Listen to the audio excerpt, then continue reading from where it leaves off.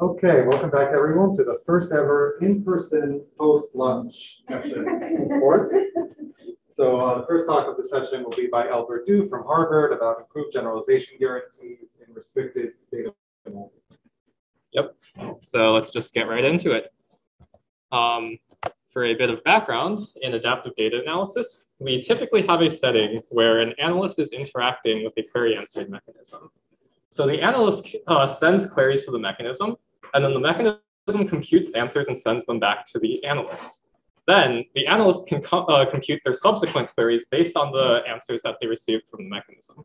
When we do this naively, this could be rather problematic and often leads to results that don't really make any sense popping up in the literature. And so in order to solve this, one solution is to use differential privacy. Intuitively, the reason why this works is because if you know nothing about the data set, then, and choose all your queries beforehand, then you actually do get queries that will most likely be very similar on the data set and on the population. However, if you know too much about the data, then you can end up overfitting your queries. Privacy solves this by limiting the information that you get about the data set. One issue with this, however, is that if we have many queries, our query answering mechanism will produce many differentially private answers, and composition of the privacy loss over all of these queries could be very costly. So this motivates the question that if we assume that the data is nice, for some definitions of nice that will be explored later, is it possible to reduce the privacy loss that we will be dealing with from composition? And for today, we will be working with linear queries. So a linear query is a query where it is bounded between 0 and 1, and the value of the query evaluated on the data set is the average of the value of the query on each individual in the data set. So for example, you can consider a counting query where each individual will either be, say, they have an illness or they do not have an illness. And then the counting query would be the proportion of the people in the data set that do have the illness. And so another piece of background that we will need for this is the transfer theorem. So transfer theorems relate accuracy to various other properties. And in this particular talk, we will be focusing on the transfer theorem for differential privacy. In a nutshell, if a mechanism is both differentially private and it is accurate on the sample that we are working with, then it will also be accurate on the population distribution that the sample is drawn from. And so for those of you who might not know exactly what all of these terms mean, all you need to know is that in differential privacy, the epsilon bounds the privacy loss, and the delta bounds the probability that we do not achieve said privacy loss. And similarly, for the two accuracy guarantees, alpha and alpha prime bound the error rate, and beta prime bound the probability that we do not achieve said error rate. And additionally, we will be assuming that all data sets are drawn IID from some underlying population distribution. And so we move on to our first model. In this, we assume that for each individual in our data set, we can group the attributes into blocks B1, B2, etc. And this is done in such a way that attributes in one block are completely independent of all attributes in all of the other blocks. And additionally, for the sake of simplicity, we will be assuming one-way streaming access to the data in all of the models. That is, we will be assuming that our analyst is allowed to interact with the mechanism on first block B1. And then once they have finished interacting with block B1, only then will they be able to ask queries about block B2, and they will no longer be able to ask any more about block B1. An example of some data which follows which behaves similarly to this would be in DNA. If we consider chromosomes, all of the DNA within one chromosome might be related. We're not entirely sure exactly how, but between two different chromosomes, it is widely believed that they will be completely independent. And so we move on to the transfer theorem in this case, wherein we have differential privacy and sample accuracy guarantees on each of the M blocks individually.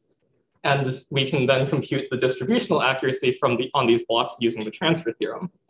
Then the entire mechanism on all of the blocks will have the exact same error guarantee and only need to pay for effectively the composition of the blocks in the failure probability. And to contrast, if we were to instead use composition on the privacy guarantees, we would have this root M term in the epsilon.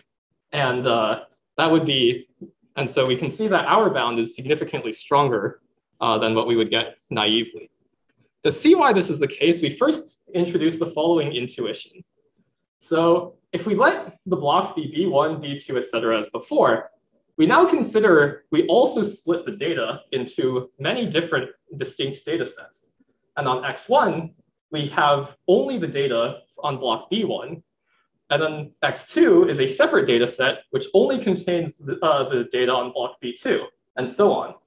And the idea here is that if we interact on the data set X1 using block B1, and then sample X2 from the conditional distribution that we would have after seeing X1, then it would be the exact same thing if we used X2 instead of just continuing on with the data in X1. And since we are now working with new data, we do not have to worry about privacy loss incurred by previous data sets, which do not have anything to do with our new data. This is particularly important because in this case, we imagine we first work with our data set X1 and interact on block B1. Now, when we move on to the data set X2, the conditional distribution is just sampling it independently from X1, like directly from this population again. So we're now just working with a new interaction on a new data set. And therefore, we do not have any privacy loss incurred from the first block where we interacted using X1 instead. And similarly, we can continue on through the entire data set and effectively throw away each of these smaller partial data sets as we're done with them. Doing this allows us to not have to worry about composition of privacy. And we can actually achieve a somewhat similar guarantee to this when we have partial independence. So in this case, our blocks, instead of being independent, are one dependent. What that means is that when we have attributes in adjacent blocks, those can be related. However, if the blocks are of distance more than one apart, then we guarantee independence between these attributes. And this is also conditional on, this independence is also true conditional on the adjacent blocks, which are allowed to be related. And so in this case, we will end up with having to pay a factor of 2 in the privacy loss when we are for our final transfer theorem. But this is still significantly better than the factor of square root m that we would be using if we were to apply the transfer theorem naively. And to see why this is the case, we will go back to this diagram. So again, we will have X1 be, have the data set where we only have data on B1. We will run the interaction. Now, we sample X2 from a distribution conditional on X1. Therefore, it must actually still be related to X1. So we cannot yet throw away X1. And we run the interaction on X2 using block B2. And then finally, once we move on to the data set X3, X3 is independent from X1. These are data sets which are sampled independently. And therefore, the privacy loss that we must worry about here no longer includes the privacy loss of the interaction with X1. And so we end up with a very similar condition to before, except this time we now have a factor of 2 on the privacy loss, as there are now 2 interactions which we must compose instead of just dealing with 1. Now we can move on to our final model of independence. In this one, instead of dealing with blocks of attributes, we now move back to simply working with individual attributes. And here, when we have adjacent attributes, we allow them to be related with probability p, and otherwise they are independent. So More formally, what that means is if we have an attribute A1, then the distribution of the attribute A2 will be drawn from some random variable, say Z, where Z is related to attribute A1 with probability P. And then with probability 1 minus P, it will instead be drawn from some random from the distribution of some random variable Z prime, where Z prime is independent from A1. Now, in this setting, we will also assume that two attributes can only be related if the entire chain of attributes connecting them is related. And so intuitively, the important thing to take away from this is that in this model, some attributes AI and AJ will be related with probability that decays exponentially with the difference I minus J. And so intuitively, the way we can work with this model is as follows. Suppose D is some parameter which is chosen to be sufficiently large. In this slide, we're letting D equals 1 because I can't really fit 100 attributes onto one slide. But what we're doing here is that we consider the set of all queries that we can ask about A3. Now, when we're doing real, actual data analysis, we don't really need to ask any queries about attributes that are completely unrelated. So we will restrict queries to only involve attributes that are at least D apart. Therefore, all of the queries that can be asked about A3 will only be allowed to involve the attributes A2, A3, and A4 bounded in the black. And then that set of attributes in turn must then be completely independent of all attributes outside of the red brackets. So that is everything from A6 and beyond must be independent from the attributes A2, A3, and A4, all of this being with high probability. If we have that this is the case, then we can simply consider the queries that are asked about A3 and note that their privacy loss is bounded by the privacy loss of the mechanism when we only focus on the blocks A1 through A5. And this is significantly smaller than the privacy loss of the entire mechanism if we simply apply composition. So using this intuition, we move on to our actual theorem. So again, we will be considering a window with 2D plus 1 centered around an attribute A sub I for each I. And then we will choose D again to be sufficiently large that any two attributes which are at least D apart will be independent with all but negligibly small, with all but negligible probability. And so when we do this, just like before, we will have that the queries involving attribute AI can have their privacy loss bounded by this window of width 2D plus 1. Then all we have to do is take the union bound over this window as we shift it from starting from A1, then A2, A3, A4, etc. And we shift this all the way across the data set. And this gives us a bound for, and we can use the smaller differential privacy bound to get a distributional accuracy bound for each of these attributes in the center of these windows. As we union bound this over the entire data set, this then gives us the bound for our entire data set, which is as written, again, simply going to use the same error bound as a single window, but with m times the probability of failure. This also does have one small additional factor, which was left out here, where the probability of not having the independence condition met is still some positive probability, but that can simply be added to the probability of failure and will be sufficiently small that we do not have to worry about it as long as we choose D to be large enough.